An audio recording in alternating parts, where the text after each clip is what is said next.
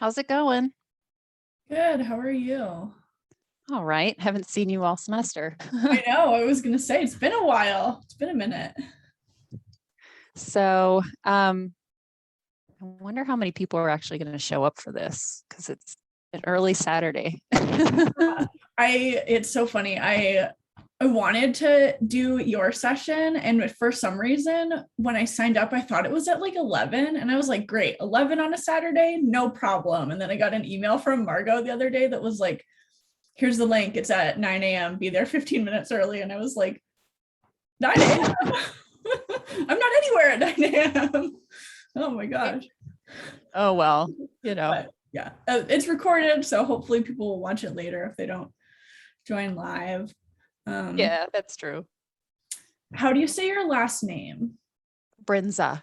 Okay, that's what I thought. I just didn't want to assume, and then you're like, that's not how you say Right.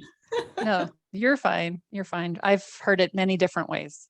Oh, I have also heard my last name many different ways, so I take any approximation of my last name. Right.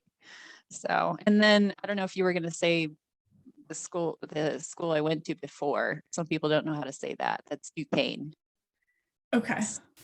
I didn't know if you were going to put that in the intro or not, but I don't think it's in the bio that Margot said. No, because they cut my bio up a bit, so it may not even be in there. Yeah, it just says that you are in the ABCE program and that you're the senior curator of art of the American West at TMA, and what your research interests are. So that works. Yeah, I guess they don't want to put any extra stuff. Okay, well, cool. Am I able to do a share screen just to check and make sure everything?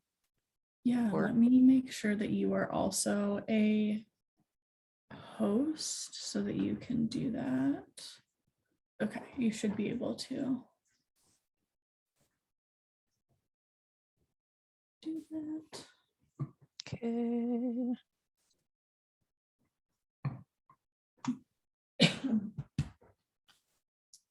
It says, oh, there it is. Awesome. Do you have any sound that you want to test out? Any videos or anything? No. Okay, awesome. Cool. Okay. All right, cool. And then how do you feel about people putting questions in the chat while you're presenting? Do you just want them to wait until you're done presenting if they have questions? Or is it okay if they put them in the chat while you're talking, and I'll just share them for them? That's fine. Yeah, that's fine. Awesome. Yeah. I haven't done a Zoom presentation in a while, believe it or not. So I know, I haven't either. I was on Zoom for the first time myself, I think on Thursday, and it was very strange. Strange to be back. Yeah. Oh, wow. So you're not in the colloquium this year?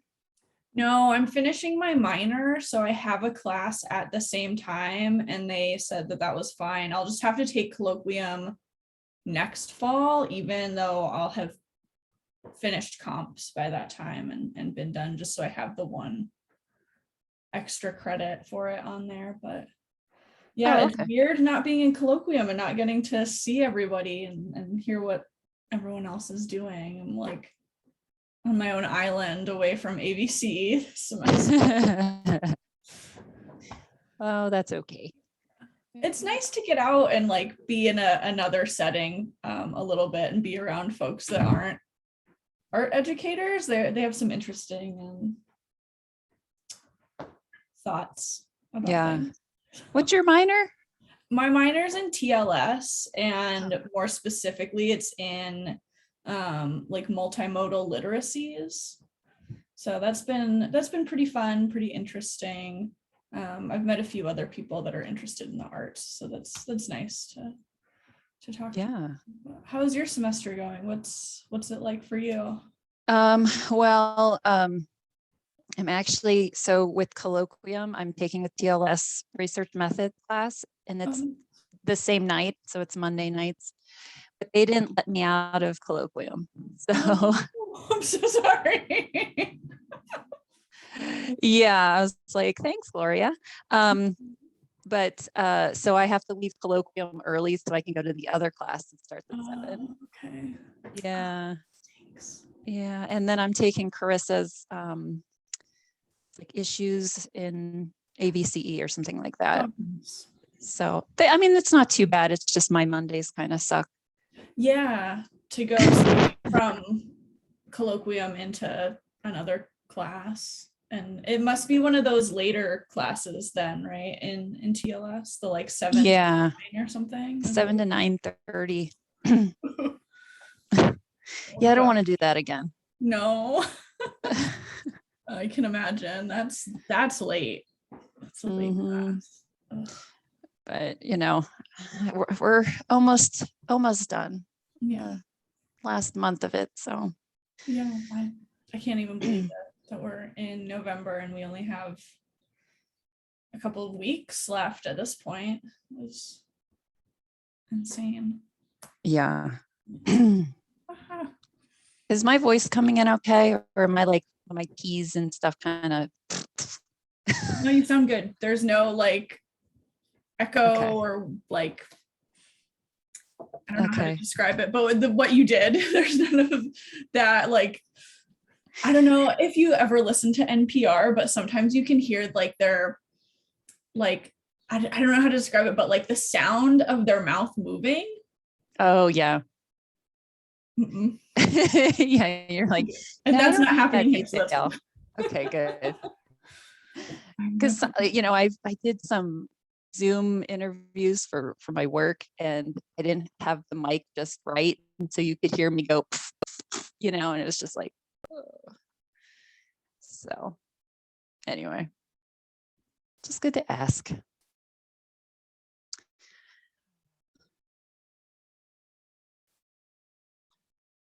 Oh, okay. So I see that this is being transcribed. That was my other question. And should I have closed captionings on my PowerPoint? But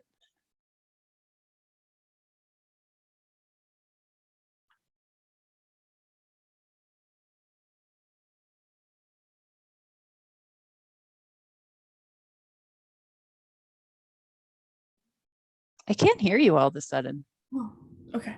My Zoom there you are. all of a sudden, like I could see you and you were still moving and I was still moving. Hear anything. Oh. Like click on anything. It was very strange. Okay. We're back.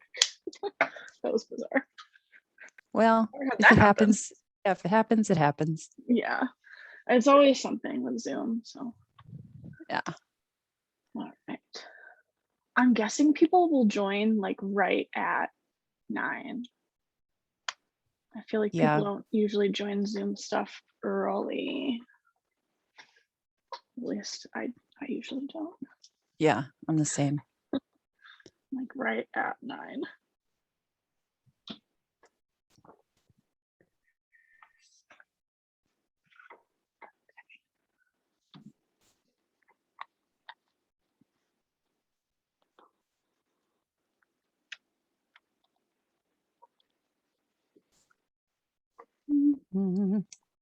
Excuse me.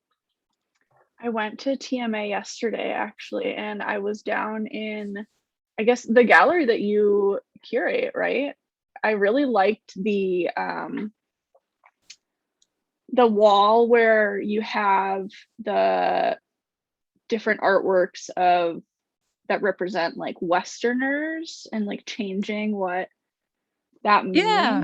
And I really liked that. I thought that was so cool. So excellent. Thank you. It. Yeah, I mentioned it at the very end of this. So. Oh, cool. Yeah. That's so cool. I was like, that's awesome. Oh, we have people coming in. Yay. Yay, people. Yay. Connecting to the audio.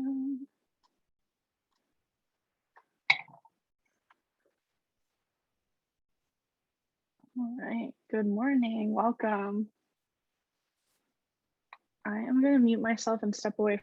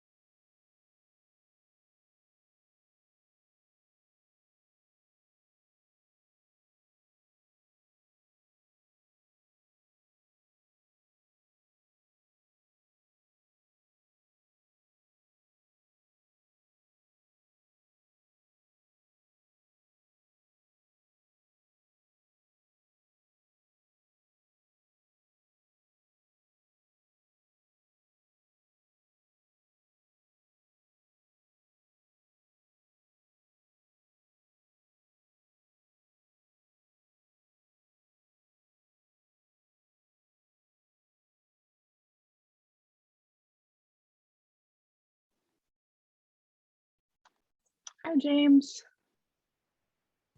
Hello.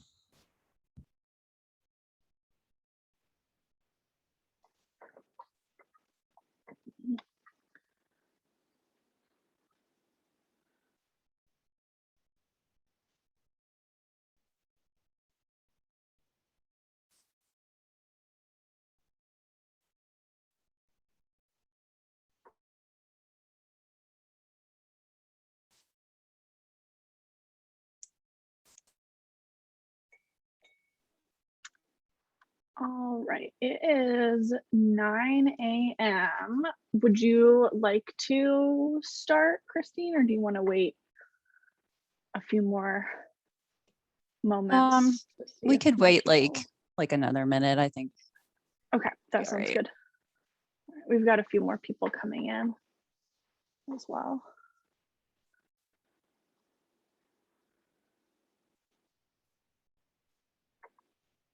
Good morning. Good morning.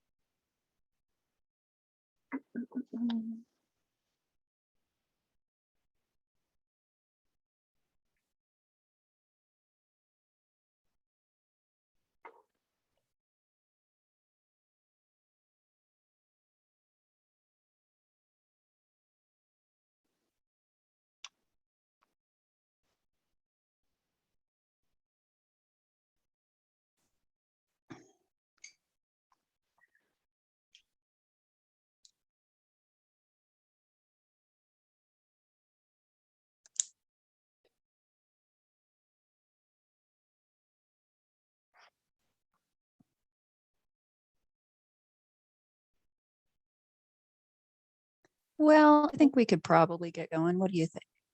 I was just gonna ask. I was like, shall we? And I'll Yeah. let anyone in that joins as we're getting started.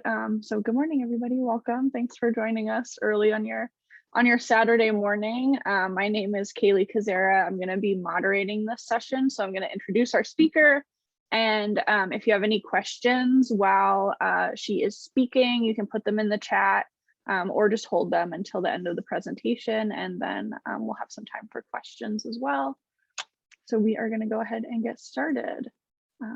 Our speaker this morning is Christine C. Brindza. She is a doctoral student in the Art and Visual Culture Education Program at the University of Arizona and serves as Senior Curator and James and Louise Glasser Curator of Art of the American West at the Tucson Museum of Art and Historic Block.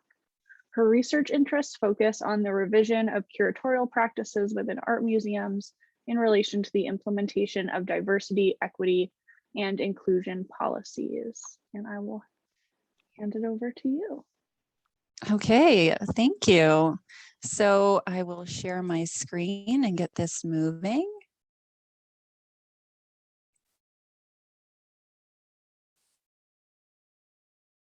Okay, can everybody see that okay? Yes. Okay. So thanks for having me this morning. You are the dedicated few, so I'm glad to see you. Hopefully you have your cup of coffee and you're just kind of warming up and getting ready for the day to begin. So I'd like to start off by respectfully acknowledging that the University of Arizona is located on the ceded lands of the O'odham and Yaqui and other Sonoran Desert tribes. My interest in this topic of embracing meanings and revising methods began years before I ever realized what it truly was. I'm employed as an art curator at the Tucson Museum of Art, as Kayleigh had introduced me. And during my career working in various curatorial positions in art museums, I've gained experience in methods of inclusion, the incorporation of diverse perspectives, and movement toward a noticeable shift in curatorial practice. I'd like to share with you my personal experience and research within this topic so far. For at least the past 5 years or longer, museums have begun to take a critical look at themselves and coming to terms with their colonial and racist pasts, making efforts toward diversity, equity, and inclusion. Related to this, curators also have had a reckoning. Ideologies in Western-oriented art have been prioritized. Art collections are under scrutiny for being primarily male and white artists, and the industry itself is considered pink collar because it is dominated by white women in curatorial education and collections, as well as conservation positions. While there are many different issues to consider, the concentration of my talk today is on curatorial and exhibition practices and the shift to incorporate multiple voices and points of view. So therefore, my research centers on the following questions. How do or can curators incorporate inclusive and equitable practices? What new curatorial leadership models emerge that value, include, and amplify a broader range of stories? Which shifts in curatorial practices reflect commitment to multivocality? My experience within a 2-year period at the Tucson Museum of Art, or for shorthand, TMA, is the focus of my research, which I actively participated in a community-based exhibition with a group of Indigenous community curators. So before moving on, I just wanted to mention my positionality in regard to this project. It's important to acknowledge as a researcher, especially regarding what the content is. So as a white cisgender woman with an invisible disability, with an educational background of Western-oriented art history, art education, and museum education, these factors pose distinctive qualities toward my views.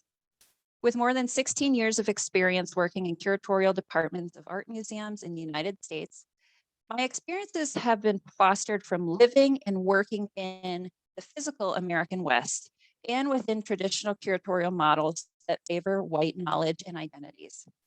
From these practices, I acknowledge that my background derives from privileged institutional frameworks. I'm learning to continually examine these societal advantages present within myself and adjust my work at TMA to reflect more inclusive and equitable practices. The established curatorial leadership model, from which I'm proposing a shift, is based on a traditional one derived of sole ownership and expertise. As Kay Fowle wrote in Cautionary Tales, Critical Curating, a curator has become, quote, the propagator of taste and knowledge for the public good. And in this context, it exists as an expert in a field of art whose voice is prominent in all parts of an exhibition. The curator is the figure of knowledge and power, a Foucauldian figure that represents aspects of what they feel you should know and the way you should know it. In Curatopia, Museums in the Future of Curatorship, Sorge, McCarthy, and Phillip propose that the original intent of a curator has already had a noticeable shift from being one of creative agency to one having to do more with public service, diplomatic management, and cutting edge knowledge of the problems at play in contemporary society. But the general idea of a curator in a traditional model is one of ownership and sole expertise, and one I argue has severe limitations. This model can be exclusive rather than inclusive and not fully represent the needs of the community. Instead, a model of shared authority and dialogue can bring multivocal perspectives into museum exhibitions. So with this, there is needed reevaluation of the museum structure itself from being object-based to being more people-based. So with the traditional curator model, institutional leadership often follows hierarchical discourses of administrative and curatorial voices that reign dominant without critical evaluation. Put simply, object-based models concentrate on the interpretation and preservation of objects within a collection. The object is the center, rather than those who actually come to the museum to see the actual objects. This is an antiquated model of uncontested authority where it creates an ivory power effect of privilege that creates false barriers between the public and the museum itself.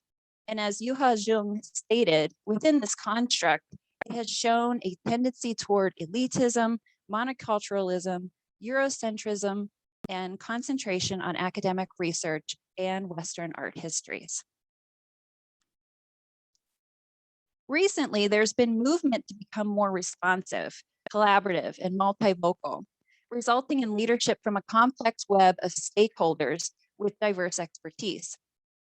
This new leadership model is emerging as art museums rethink their curatorial paradigms, as well as form networks of collaborators made up of artists, community leadership and members, museum goers, and other organizations.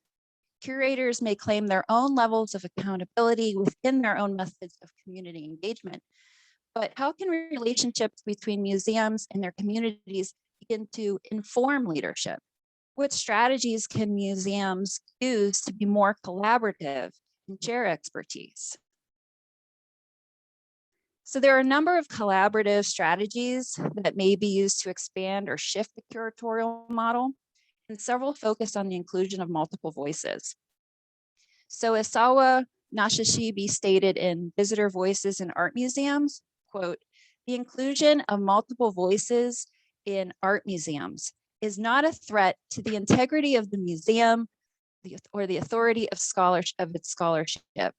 Instead, it presents an opportunity for democratization of interpretation and encourages visitors to share in the excitement of discovery through critical thinking, dialogue, and communication." So I just like to go over some of these strategies and then focus on one of them. So the first one is multivocal interpretation, where the voices of others are integrated into the exhibition, either through wall labels or other interpretive materials. So I include here an example of a community voices label that was used in an exhibition that I did about 5 years ago, where an Indigenous person wrote about a depiction of a Native man in headdress by Andy Warhol. The second strategy is multimedia interpretation, and that's the collection of stories, whether via video, audio, photography, or other digital or technical means that captures the personal reflections of artists or others related to an exhibition. So these recordings would be integrated into the displays with the works of art to show multidimensional interpretations of a work of art, as well as give that personal connection. From there are more in-depth strategies that require more time and community involvement. So the first is community advisory committees that can be formed with participating stakeholders that help advise the formation of exhibitions and can be involved from the beginning to the end of exhibition planning.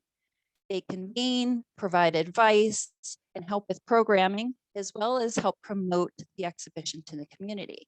And the photo here is of one of the committee advisory committees we had for the recent Kasser Wing, which opened at TMA last year.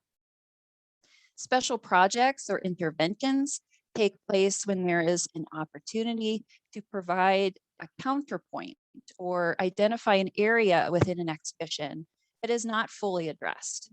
An example of that would be an exhibition of women artists, for example, that can be created and displayed in response to an exhibition that is featuring mostly male artists. And finally, community curators that can be, it's a collaborative strategy that can be utilized as a tool that the members of the community who provide their expertise from inception to implementation of an exhibition with direct involvement, more so than a community advisory committee, that they're offering their opinions and knowledge as an equal partner with the curatorial staff. And so this is actually where my focus lies, and we'll get back to that in a few minutes. So TMA is not the first to employ collaborative strategies, And my colleagues and I looked at what other museums, what they were doing to help follow our own course. It's imperative to review some of the collaborative examples out there to gauge what would work for us and how we can adapt. So I have some examples. First, we have the Minneapolis Museum of Art's Hearts of Our People, Native American Women exhibition, where they used an advisory panel that included Native women artists and Native and non-Native scholars from a range of nations. In addition to this advisory committee, they translated their labels into several Indigenous languages, taking both a community-based approach, but also one that honors the diversity of Indigenous peoples of the region. So this is a photo of the exhibition that was on view in 2019. Next, there's the Detroit Institute of Arts that reopened their Asian galleries also within 2019. Within their collaborative practice, the museum created short-term positions for members of the community who would serve as consultants for the project. They worked alongside staff in studying the collection and developing exhibition themes. So not only did they make room for the voices of these external community members, but they created positions that symbolized an equitable model. So here's an installation photo from DEIA's Asian Gallery. Now, Chicago's Field Museum is following a co-curatorial community-based approach for their reinstallation of their Native North American Hall. The gallery is not open yet, but they promise that the voices, narratives, and perspectives of Native peoples and Indigenous nations will be anchors for the new hall. So this is an exterior shot of the museum with a Choctaw Mississippi dancer from when they had a ceremony outside of the museum back in 2018. So we are anxiously awaiting for the results of what the Field Museum is doing with their North American Hall. Now, looking at collaborative practice another way, one in terms of communication and interaction, the International Folk Art Museum in Santa Fe uses transitional and interactive space called the Gallery of Conscience, which is an evolving space that changes in response to visitor feedback and community. It's a dynamic space that continually is updated with conversations about certain topics. So it's always changing. It's a dedicated space for this activity. And then finally, there's who I call the Mac Daddy of collaborative practice. The Wing Luke Museum of the Asian Pacific American Experience in Seattle relies on a fully community-based model where the entire institution follows this concept, not just on exhibitions or one gallery. It all comes from a diverse array of people, not just curators. And so here is an interior photo of that museum. So in summary, each museum has their own strategy and site-specific solutions, whereby they demonstrate resilience, responsiveness, fluidity, and an organic connectedness to the community and its changing needs. They exhibit processes of mutual influence and decision-making that are more fluid, but no less real than those in conventional hierarchical organizations. The museum can build new systems of knowledge and ways of understanding the objects in their care. Now I'd like to introduce again the 2-year project that I was involved in at TMA that led to the opening of the Indigenous Arts exhibition. It was rooted in dialogue and equal partnership of stakeholders and keepers of knowledge. Dialogue is an essential practice in shifting the curatorial framework. And when paired with humility and a willingness to ask for guidance and advice, a new curatorial leadership begins to take shape. This strategy builds relevance and stronger connections with local communities through a wide network of partnerships, open dialogue, and generous listening, which is one element that I'm going to talk to you about learning in this process. And I'll summarize what we did with the community curators over this 2-year period. So first, we began with a series of informal conversations of various community members. TMA staff made notes of certain remarks and observations about the previous iteration of the Native Arts Gallery and met with people over coffee just to chat and find out what they thought about the space, the works of art that were on view, etc. We began to attend 4 Southern Tribes cultural resource group meetings. We visited with Tohono O'odham Cultural Council members. We presented at tribal council meetings and listened to comments from high school kids, as well as other local organizations. So from December through December 2020, my colleagues and I started to work one-on-one with these community curators. It was a group of 6 Indigenous community consultants from various tribes to go over ideas for themes and look at works of art from the collection. Now, listening was a huge part of my experience with the community curators. It was an important method to build relationships with communities.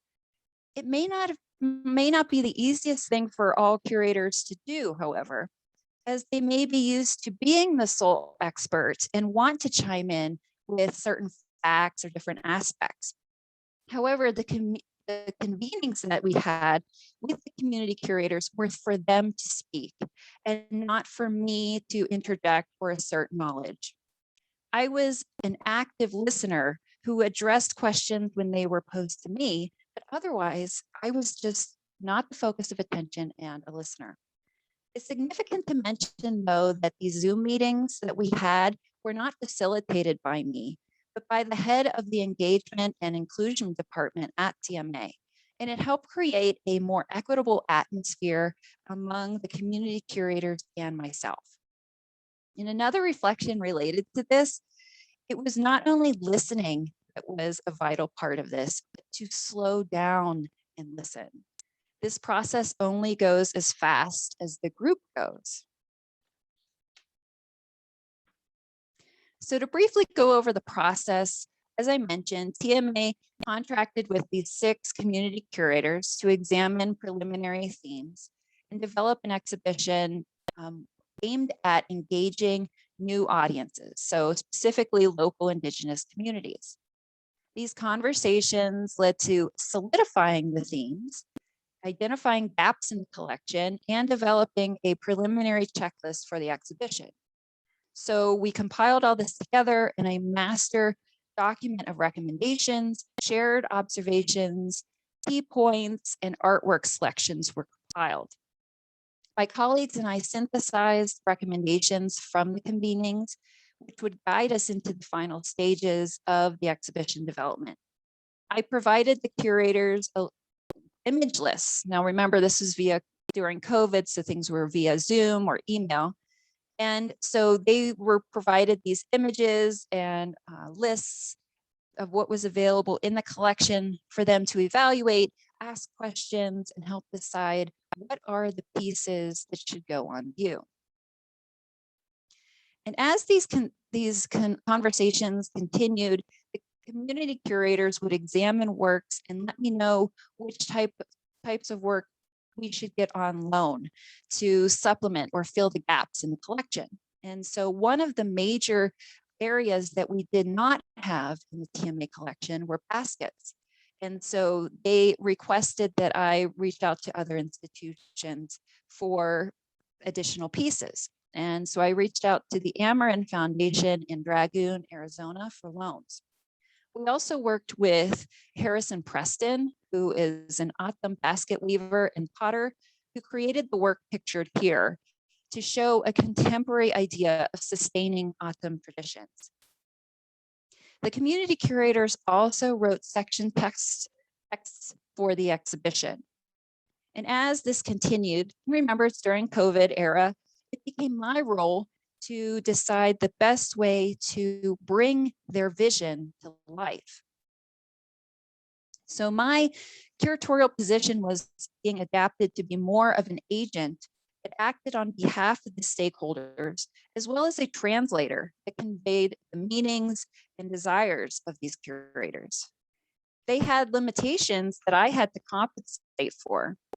As I mentioned earlier, they had only images and object lists that they could reference. And so if they were unable to be at TMA in person, I had to help orchestrate the various needs that they had. And if they needed additional data, provenance, etc., I was there to assist. So I took their decisions and feedback, and I distilled this information and created the final exhibition layout. So this was actually not an easy undertaking, as it was a continual changing process. So after almost every meeting, I would work on a very crude layout that fit in the themes and desires of the group. So I went through several iterations of this. And as this progressed, my little arts and crafts layouts would change. And my cat helped me out too at some points, as you can see in the photo. These layouts helped in the final development of the exhibition, of course, but I'm glad that I did this progressive strategy because it proved to be a way to achieve balance between being a curator and agent myself and figure out ways to carry out the needs of the group. It also helped address questions that came up from my end. So for example, how many kachinas can we fit on a wall that's 70 inches across? And then it helped keep expectations realistic. So if they wanted 50 works of art in one area, I was able to say, that's not going to happen. So for each iteration, there was something new that surfaced, a problem to overcome, and a new path to explore that led us to the final version. Just to mention, there were some takeaways that came from these meetings with the community curators that reflected Indigenous methodologies and knowledge. And here are just a few of them that were based on philosophies and principles that needed to keep in mind as the gallery began to come together, including do not exploit shared knowledge, be communicative, transparent, and collaborative about how interpretation and ideas are developed. Do not assume things can be shared in perpetuity and new contexts. Use maintaining or stewarding rather than preserving when discussing traditions. Consider borders, tribal nation boundaries, and ancestral land when considering sovereignty. Consider approaches to position works as alive and activating the five senses. And Indigenous communities, while connected, are not all the same. Do not oversimplify nuances and compare designs across tribes. Of those methodologies and principles that became part of the exhibition in a physical sense, there were a few that I'd like to share. First, the group determined that origin stories are very common ground for many Indigenous tribes, and therefore we began our intro text for the exhibition with "In the Beginning." The group recommended centering the conversation on the tribes of the region, the Atum and Yome or Yaqui and Sonoran Desert tribes.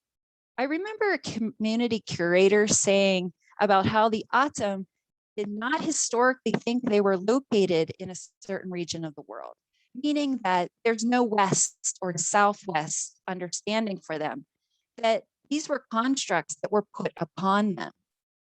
So we incorporated the idea of here in the introductory text and in the actual positioning of the works by Atum and Yome as those seen first in the gallery. And among some of the other physical influences, it's worth noting that in some local Indigenous cultures, baskets are considered alive, and it was recommended to allow them to breathe. Therefore, baskets were displayed in the open or have small holes in the top of the vitrines. And our collections manager was recommended to talk to the historic Hopi pottery, as Hopi have a similar belief in that there is a being life and spiritual connection with these forms. So after all of this, the Indigenous Arts Gallery opened on March 11, 2021, and we are currently evaluating its impact. Without going into much detail of the final layout, you'll have to come to TMA and see that for yourself. You can see how there are autumn baskets in the front of the gallery. The color scheme is yellow and purple, which is a riff off of the Tohono O'odham flag colors. And the logo that you can see on the top part of the purple wall there is a combination of Yome, Maricopa, and O'odham symbols that was designed by a Maricopa Salt River artist. Colleen Lucero, who was a Hopi consultant and one of the community curators, said, quote, "Institutions such as TMA have it in their power to help steward and heal past grievances about museums that Native people are still trying to heal from to this day. Including awareness in this collaborative process and being respectful of Indigenous knowledge builds new procedures in museum environments that help involve essential practices. We all share decision-making and welcome new concepts implemented in this exhibition," close quote. Public reactions, which are still being compiled, include comments such as, "The space has so much more variety in every sense of the word, and a lot feels and looks different." Another comment we heard several times at the opening is that the space feels alive, whether considering the arrangements, variety of media, or colors. For comparison, here are two photos of the bottom is of the previous Indigenous Art Gallery, and then the top is the current space in the new gallery. So among the lessons I've learned in this process, which is still ongoing, is that it takes time. It takes much more than the traditional model, and that it is important to budget that extra time in during this entire process. Also, one cannot operate in a bubble using this type of collaborative strategy. It was important to have buy-in from staff that would be involved in the process, and that there is institutional support, and that everyone plays different roles and engages at different levels. So not everyone who is a community curator can be equally as active, and we have to have that understanding. It's important to be patient with the process and go with the pace that the group goes. So upon reflection of my experience, I've already mentioned that I've learned active listening, but another is to check yourself. Critical evaluation, noticing changes in my practice, listening and adapting when something is not inclusive or equitable is all part of this learning experience. And my experience is not the same as it would be for other curators. I was lucky to have a strong community engagement staff that would collaborate with me and help facilitate meetings and be a soundboard every step of the way. So here's a photo of me with my co-conspirator, Mariana Pegno, who's also an ABCE grad, by the way, on opening day. This curatorial shift and collaborative process can be thought of as slow curation, which focuses on promoting reciprocal relationships, open-ended proposals, and outcomes that can be decided by different people and at different times in the process. So while the gallery is now open, my ongoing experiences continue to inform my research. So since March, I opened an intervention in the Art of the American West Gallery called People of the West, a rethinking of Westerners. And that examines what a Westerner is in modern context.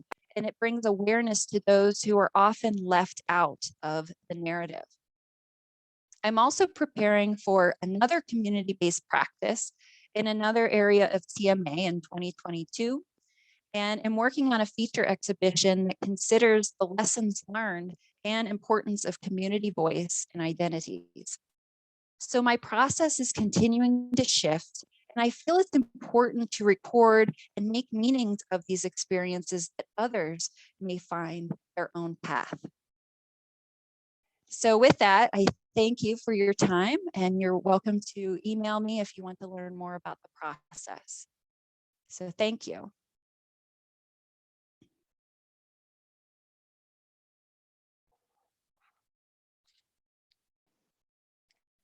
Does anyone have any questions for our wonderful presenter?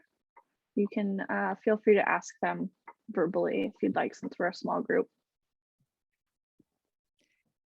I have a question about implementing these kind of changes on a staff. And you talked about this a little bit, but I was wondering like about the role of the director and administration a little bit more, and how that would shape this type of work. Right. So we needed to have buy-in from top down, bottom up. It goes both ways. So we had our director and our board of trustees behind us on this. And it's not the easiest thing to do when people don't quite understand what community-based means. So we did have a little bit of pushback at times, but this was something that our administration was behind 100%, especially in light of us implementing our own IDEA policies. So this all kind of came together at the same time.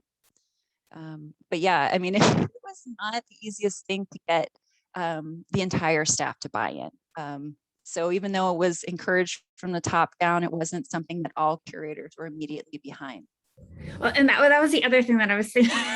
I mean, just, some of my experiences, but I was thinking about it in terms of, some curators, I think, that I've worked with in the past think that they are doing this. And so it can be hard to create change when you're working with someone who's like, no, that I'm doing that already. But it's like different levels. Right. And we've had that too. For example, we have worked with Indigenous tribes in the past. However, we would do one thing and then we would be done.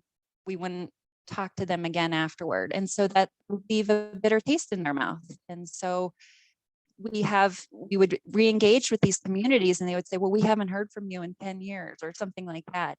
And so you have to rebuild these relationships. And so even though these curators may have worked with these groups in the past, there hasn't been that sustainability and that continuing of communication. So even though, yeah, sure, you might have done it, it's not exactly the way that we're envisioning it, if that makes sense. It does. Thanks, Christine. I have a question. I was wondering if you could tell us a little bit more about how the community partners are selected, and if the folks who are writing the community voices labels that we see around TMA, are those the folks who are on the board? How are they sort of involved in the process? Sure. So as far as how we selected the community curators, a lot of it was looking at who we've worked with in the past. So for example, some of our staff members have a strong relationship with the Hopi Foundation. And so we emailed them and said, we're looking for someone who can work with us on this project. Is there anyone you can recommend? And so you get a recommendation from them on someone that would be a good fit. And so that's how we wound up getting Colleen Lucero from Hopi. And she was wonderful because she works in museums, but also represents the Hopi. In other cases, it was through recommendations from the Tohono O'odham. So we were visiting with the cultural committee of the Wak O'odham, which is the San Javier district. And they put us in touch with David Tenerio, who works with the cultural council. And so he was a mediator or a liaison between the Tohono O'odham and the museum. So he kept them informed, but it was also active with us. And so there were different stories as to how we've got each community curator involved with us, but a lot of it was just who we've worked with in the past, word of mouth, and just how things kind of float to the top. And then what was your second question? I was asking about the community voices labels. So for example, in this exhibit, were those the same people writing the labels, or is that a different process? Yeah, so in this Indigenous arts exhibit, yes, it was the community curators that wrote the community voices and also the section texts.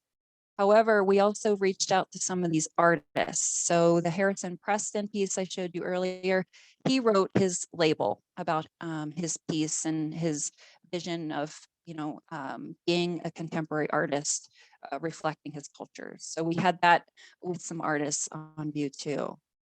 Yeah, in other exhibits, we've done different authors, we had a train engineer write about an image of a train for a show that I did a few years ago. So we were looking at different kind of angles like that. But with this one, it was definitely within the community curators.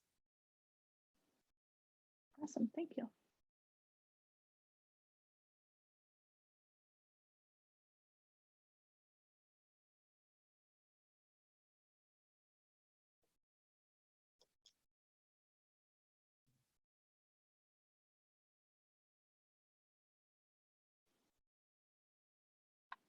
We have about 5 minutes, 4 or 5 minutes left, I think, in the session. If there's any other questions, you can put them in the chat too if you feel more comfortable doing that.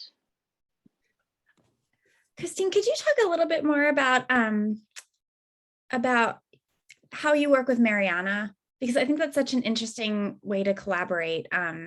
And I think she has such an interesting role at TMA. So I was wondering if you could talk a little bit more about that collaboration.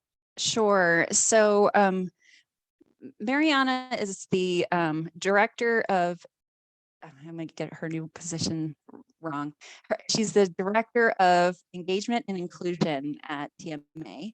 And so she, a lot of the time, is the liaison between various communities and partners that TMA works with. She's also kind of, she wears many hats. She's also our word police to make sure that our labels are equitable and just making sure that we are not that so-called ivory tower that I mentioned earlier. And so she and I wrote a grant through the Museum and Library Services a few years ago for this collaborative community-based project. And that's how we were able to make this happen, is because we had funding. And so Mariana and I worked very closely throughout this process. She was more of the community liaison.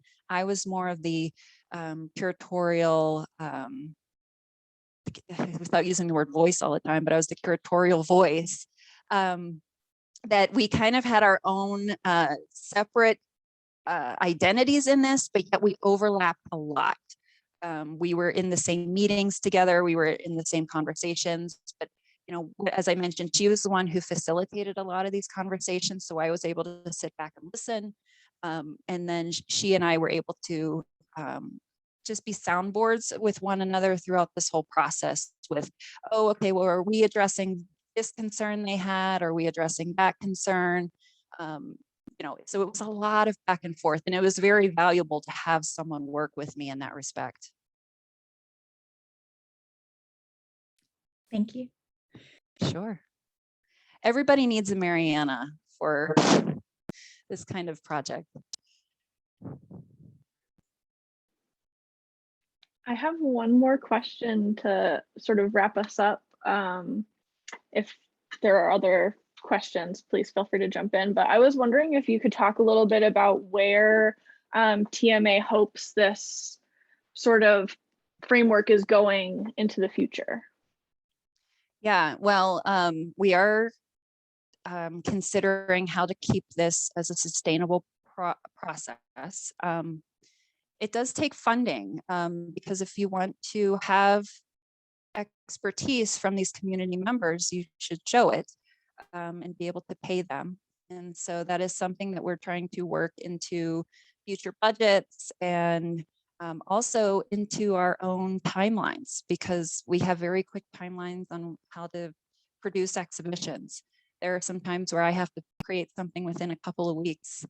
and this type of model is not sustainable with something that quick. So it's a lot of looking at how our own structure can handle it, not only financially, but time-wise and staff-wise to keep it going. So we are excited to keep it going, but there are things that we're working on in order to make that possible. Awesome, thank you.